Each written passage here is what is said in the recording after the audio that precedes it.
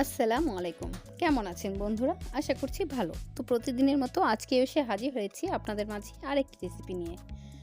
তো আমার আজকের রেসিপি হচ্ছে পাবদা মাছের পাতলা ঝোল। তো চলুন দেখে নিই এর প্রস্তুত প্রণালী। এখানে আমি কিছু পরিমাণ পাবদা মাছ নিয়েছি এবং হলুদ, লবণ, মরিচ মাখিয়ে নিয়েছি এবং চলে আসলাম মূল রান্নায়।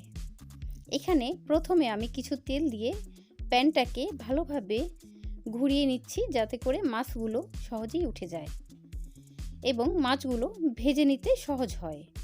এ পর্যায়ে মাছ কিন্তু এক পিঠ ভাজা হয়ে গেছে, আরেক পিঠ উল্টে দিচ্ছি। তো আশা করছি দেখে বুঝতে পারছেন।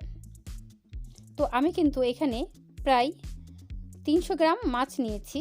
তো আপনারা চাইলে কম বেশি করেও নিতে পারেন। তো আমার চাহিদা অনুযায়ী আমি নিয়েছি। তো এবারে রান্নার জন্য চলে আসলাম।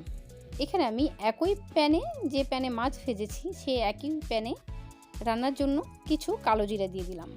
আশা করি দেখে বুঝতে পারছেন। দিয়ে দিলাম সামান্য পেঁয়াজ কুচি।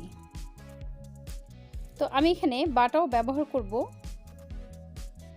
তো পাবদা মাছে কিন্তু মেন উপকরণ হচ্ছে কালো জিরা। কালো জিরার জন্য আমি মাছটা একেবারেই সুস্বাদু হয়ে ওঠে।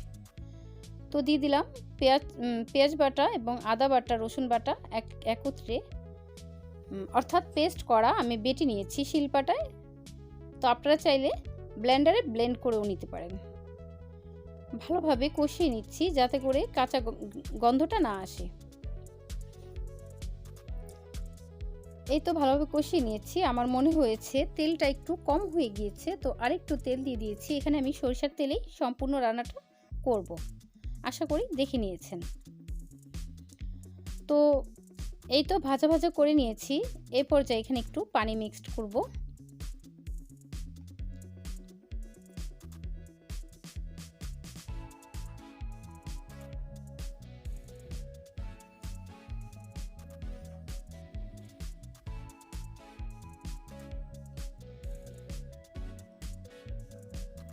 এবারে নেড়ে চেড়ে পানিগুলো একটু মিশিয়ে নিচ্ছি এবং এই পর্যায়ে আমি দিয়ে দেব এখানে গুঁড়ো মশলা।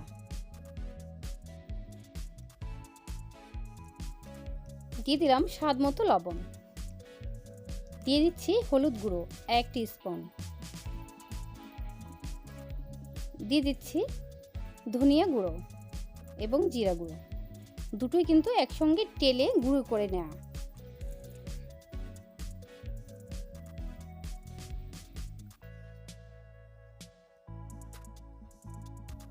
দিয়ে দিলাম হালকা পরিমাণ শুকনো মরিচের গুঁড়ো।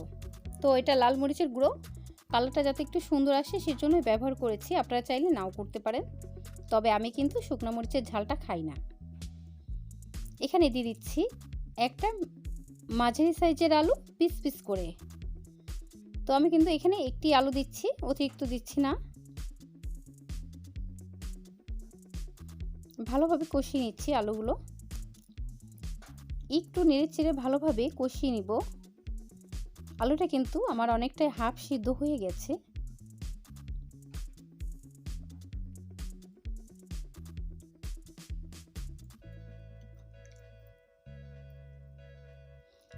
দিয়ে দিচ্ছি একটা মিডিয়াম সাইজের টমেটো কুচি। অবশ্যই এটা পিস করে না, কুচি করে নিয়েছি। সাইজে টমেটোগুলো অনেকটাই ছোট ছোট করে কেটে নিয়েছি।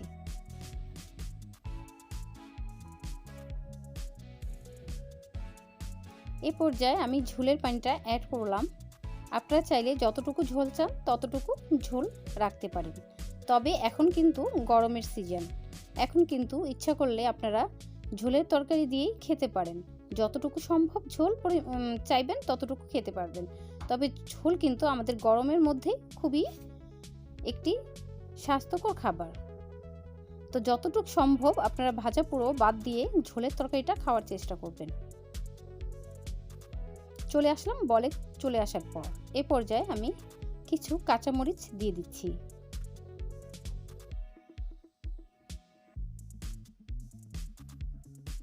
এখানে আমি ঝালের গুঁড়োটা দিয়েছি এজন্য, মানে শুকনো মরিচের গুঁড়োটা দিয়েছি এজন্য কাঁচা মরিচটা পরিমাণে কম দিলাম।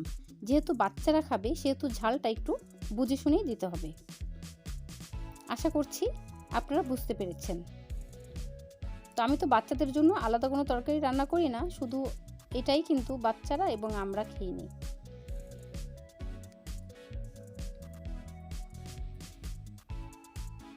তো একটু ঢাকা দিয়ে চলে গেলাম, কিছুক্ষণ পর চলে আসলাম। তো এই পর্যায়ে তরকারিটা আমার কিন্তু খুবই ভালোভাবে বা পারফেক্টভাবে হয়ে গিয়েছে। এই পর্যায়ে আমি এটা নামিয়ে নিব। তো আমার টমেটো এবং আলু দুটোই কিন্তু সিদ্ধ হয়ে গেছে এবং আস্ত কিছু মরিচ আমি দিয়ে দিয়েছি নিজের জন্য। তো আপনারা চাইলে এভাবে আস্ত দিতে পারেন অথবা নাও দিতে পারেন, তবে আমি ঝালটা একটু প্রেফার করি। এবারে লবণটা চেক করে নিয়েছি, তো আমার লবণটা কিন্তু ঠিকই আছে। এখন আমি পরিবেশন করব। এই তো পরিবেশনের পালা। আশা করছি রেসিপিটি আপনাদের ভালো লেগেছে এবং অবশ্যই উপকারে আসবে। সবাই ভালো থাকবেন, সুস্থ থাকবেন। আল্লাহ হাফেজ।